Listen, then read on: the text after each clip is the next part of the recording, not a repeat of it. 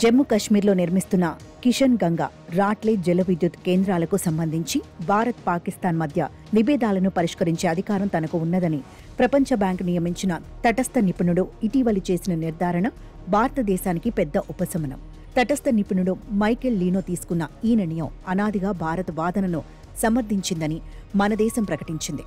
సింధు నది జలాల ఒప్పందం ప్రకారం ఉభయ దేశాల మధ్య రేగిన ఈ విభేదాలను పరిష్కరించే అధికారం, సామర్థ్యం తటస్థ నిపుణుడికి మాత్రమే ఉందని భారతదేశం వాదిస్తున్న విషయం తెలిసిందే.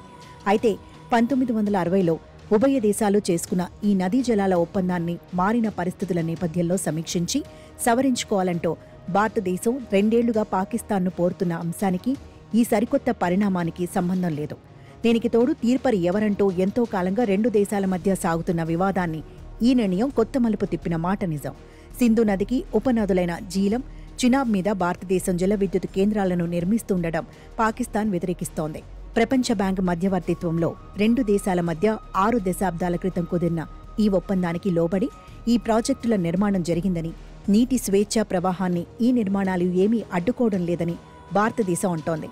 అయినా ఈ 2 ప్రాజెక్టుల మీద పాకిస్తాన్ అభ్యంతరం లేవనెత్తి ఆర్బిట్రేషన్ కోర్టును ఏర్పాటు చేయవలసిందిగా ప్రపంచ బ్యాంకును డిమాండ్ చేసింది. వివాద పరిష్కారానికి తటస్థ నిపుణుడి నియామకాన్ని ఒప్పందం నిర్దేశిస్తుందని భారతదేశం గుర్తు చేసింది. తగువు ఎవరు తీర్చాలన్న అంశం మీద ఈ 2 దేశాల తగువుతో తలపట్టుకున్న ప్రపంచ బ్యాంక్ ఉభయుల వాదనలకు లొంగింది. భారత్ కోరిన మేరకు మైకేల్ లీనోను తటస్థ నిపుణుడిగా, పాక్ కోరిన ప్రకారం షాన్ మర్పీ అధ్యక్షతన మధ్యవర్తిత్వ కోర్టును 2022లో నియమించింది. ఇలా 2 వివాద పరిష్కార వ్యవస్థలు ఉండటం సమస్యను మరింత జటిలం చేస్తుందని, ఒకే సమస్యకు 2 పరిష్కారాలు ముందుకు వస్తే ఆచరణలో సమస్యలు తలెత్తుతాయని భారత్ స్పష్టం చేస్తూ వచ్చింది. ఈ నేపథ్యంలో తానే తీర్పరినంటూ తటస్థ నిపుణుడు చేసిన ప్రకటనను భారత్ స్వాగతించడం సహజం.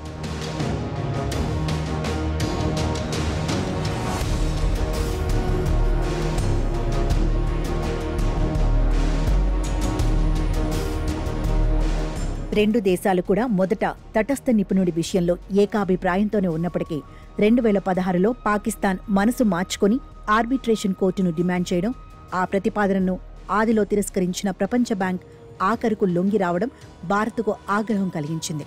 హేగ్లో ఈ కోర్టులో జరిగే వాదోపవాదాలకు హాజరు కాకుండా తన నిరసనను తెలియచేస్తూ వచ్చింది. వివాదాన్ని పరిష్కరించే అధికారం తటస్థ నిపుణుడికి ఉందని ఈ కొత్త పరిణామం తేల్చినప్పటికీ ఆర్బిట్రేషన్ కోర్టుకు ఏ అధికారాలు ఉండబోవని కాదు.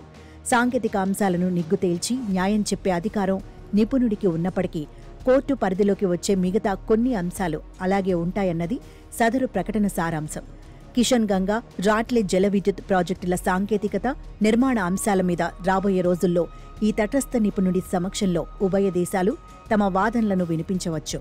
ఈ 2 ప్రాజెక్టులకు సంబంధించి పాకిస్తాన్ లేవనెత్తిన 7 అభ్యంతరాలు ఈ నిపుణుడి పరిధిలోకి రాబోతుండడం, ఆర్బిట్రేషన్ కోర్టు ఈ అంశాల జోలికి రాకపోవడం భారతదేశానికి మేలు చేస్తుందని విశ్లేషకుల అభిప్రాయం.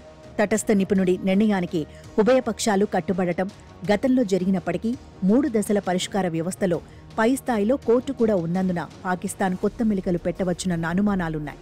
నెహ్రూ, అయూబ్ ఖాన్ సంతకాలు చేసిన ఈ సింధు నది జలాల ఒప్పందం 9 ఏళ్ల సుదీర్ఘ చర్చల అనంతరం ప్రపంచ బ్యాంకు మధ్యవర్తిత్వంలో అత్యంత పటిష్టంగా రూపుదిద్దుకుంది. అనంతర కాలంలో అనేక దేశాల మధ్య ఈ తరహా ఒప్పందాలకు ఇది ఆదర్శంగా నిలిచింది. భారత్, పాకిస్తాన్ మధ్య కించిత్ సయోధ్య లేకున్నా 6 దశాబ్దాలుగా నిలిచిన ఈ ఒప్పందాన్ని వివాదాల్లోకి లాగకుండా జాగ్రత్త పడటం ఇరువురికీ మంచిది.